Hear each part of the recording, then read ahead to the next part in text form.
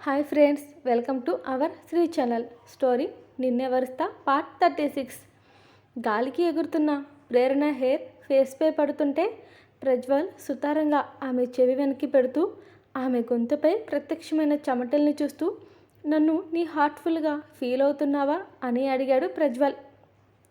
Love అయితే ఖచ్చితంగా కాదు, ఆ భావం ఆమె కళ్ళల్లోనే పలికిస్తుంది ప్రజ్వల్కి.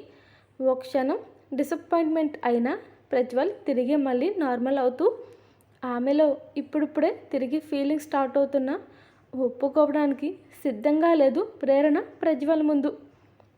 అందుకే ఏమీ మాట్లాడకుండా మౌనంగా ఉన్న ఆమెని కనిపిస్తున్న సన్నని గీతల ఆమె నడువంపుల్లో తన చేతిని వేసి గట్టిగా ప్రెస్ చేస్తూ పట్టుకున్నాడు ప్రజ్వల్ ప్రేరణని. గట్టిగా గాలి పీల్చి వదిలి పెరుగుతున్న హార్ట్ బీట్ని ఎలా తగ్గించాలో తెలియక ప్రేరణ ప్రజ్వల్ షర్ట్ కాలర్ని తన చేతుల్లోకి పట్టుకున్న ఆమె అతన్ని సూటుగా చూడలేక కళ్ళు మూసుకుంది. అందంగా ఇంకొక ఫోటో స్టిల్ ప్రింట్ అయిపోయింది. బహుశా ఆమెకే సరిగ్గా తెలియట్లేదేమో. చెప్పాలంటే అతడి స్పర్శకి చిగురటాకుల వణికిపోతుంది. ఆమె లేలేత పర్వాలు అతని దాటికి సొమ్మసిల్లిపోతున్నాయి. ఎన్నడూ అనుభవించని ఈ వింత ఫీలింగ్ ఏంటో ఆమె చిట్టి బుర్రకి ఇంకా అసలు అర్థం కానేలేదు. అసలు ప్రజ్వల్ ప్రెజెన్స్ ఆమె దగ్గరికి రాగానే అమాంతం తన హార్ట్ బీట్ని 143 పల్స్ లిమిట్ దాటేసింది. ఆమె బొగ్గపైకి పడిన అతడి చేతివేళ్ళు మెల్లగా ఆమె చెంపని తడిమాయి. చిగురుటాకులా ఉనికిపోయిన ప్రేరణ దానితో ఒంటరిగా అతని ముందు నిలవలేక ప్రజ్వల్ ఛాతికి తల ఆనించింది ఆమె. ఆమె నిశ్శబ్దంగా అతడి గుండె సవ్వడిని వింటుంది. అది ఆమెపై మంత్రంలా పనిచేస్తుంది. అతడి గుండె చప్పుడు తనకేదో చెప్పాలి అన్నట్టే అనిపిస్తుంది. అలా ఫీల్ అవుతుంది ఆమె. ఇంతలో Prajwal, Rana still I love you అని ప్రజ్వల్ చెప్తున్న మాటలకి ఆమె వణుకుతూ ఇంకాస్త అతడి ఎదలోకి జారుకుంది.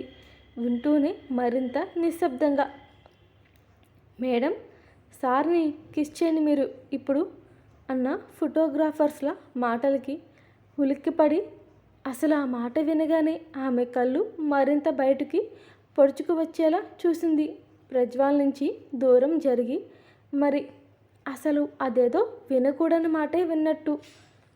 ఆ ఫోటోగ్రాఫర్స్కి అదో కామన్ విషయమైతే ప్రేరణకి మాత్రం వాళ్ళని ఏలియన్స్ని చూసినట్టు చూసింది. ఆ క్షణంలో ఆమె కళ్ళలోకి చూస్తున్న ప్రజ్వల్కి ఒక ఆలోచన వచ్చింది.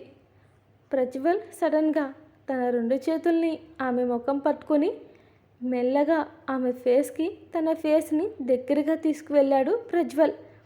ఆ క్షణం ప్రేరణకి అంతా మర్చిపోయినట్టు అనిపించింది. చుట్టూ ఉన్న ప్రపంచం ఆమె సమస్తం మరిచింది. నిజం ఏమిటో కళ ఏంటో అనేది కూడా తెలియని పరిస్థితుల్లోకి వెళ్ళిపోయింది ప్రేరణ. కాలం తన చుట్టూ స్తంభించినట్టే అనిపించింది అప్పుడు. ఆమె చూపు అతడి పెదవుల మీదకి వెళితే అతని చూపు పూర్తిగా ఆమెపైనే నిమగ్నమైపోయింది. ఒక రకంగా ప్రేరణని ఎప్పుడూ చూడలేనంతగా ఇంటెన్సిటీగా చూస్తున్నాడు ప్రజ్వల్. ఆ చూపుల బాణంలో చిక్కుకుంది ప్రేరణ. రిషి అతన్ని పిలిచిన స్వరం ఆమెకే వినిపించిందో లేదో అంతగా తడబడింది అతన్ని పిలుస్తుంటే ఆమె. ప్రజ్వల్ విడిచే శ్వాస తన పెదవులపైన తారాడుతుంది ఆమెకి. ఇంకో నిమిషంలో అతని పెదవులు ఆమె దగ్గరికి చేరాయో ఆమె పెదవులు అతని దగ్గరికి చేరాయో తెలియదు కానీ క్షణం కాలం పాటు కలిసిన అదరాలు మరో క్షణంలో వెంటనే వేరయ్యాయి. అసలే ప్రేరణకి జెట్ స్పీడ్తో కొట్టుకుంటున్న గుండె కాస్త మరింత వేగవంతమయ్యింది. తన నుంచి దూరం జరుగుతున్న ప్రేరణని తన మీదకి ఫోర్స్గా లాక్కుంటాడు ప్రజ్వల్. ఇంతలో కళ్ళతోనే అందరూ ఉన్నారు అని చూపిస్తుంది ప్రేరణ. ప్రజ్వల్ మాత్రం కేర్లెస్గా సో వాట్ అని అంటాడు. నీకు చెప్పలేను రిషి, అందరూ ఉన్నారు, కానీ చాలు, ఇంకా లోపలికి వెళ్ళిపోదాం.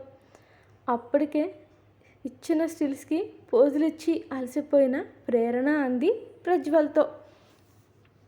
ఎర్రగా ఉరుస్తున్న ఆమె పెదవుల్ని చూస్తూనే ఓకే అంటూ చెప్పి రూమ్కి తీసుకువెళ్ళిన ప్రజ్వల్ ప్రేరణని గోడకి అతికించేసి అసలు ఆమె ఏం జరుగుతుందో తేరుకునేలోపే తెలుసుకునేలోపే ప్రజ్వల్ పెదవుల కింద ప్రేరణ పెదాలు నలిగిపోయాయి.